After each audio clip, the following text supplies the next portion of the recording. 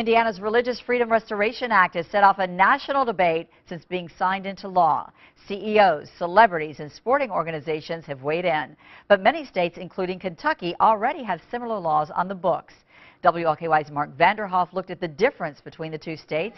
He's here to tell us what he found. Mark? Well, Kentucky's legislature passed its Religious Freedom Act in 2013. Now, there was certainly some controversy then, but nothing like what Indiana is seeing.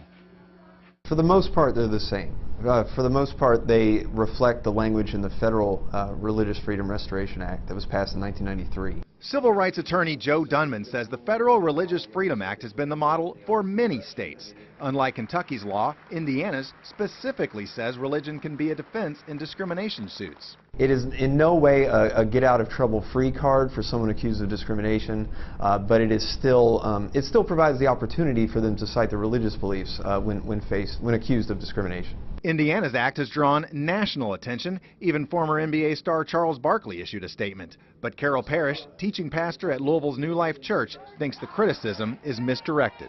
At least in my understanding, it's very, very similar, the laws are. So why it's happening there unless people are just decided they're just going to make a big display of coming out against it at this time? Parrish supported Kentucky's Religious Freedom Act when it became law in 2013.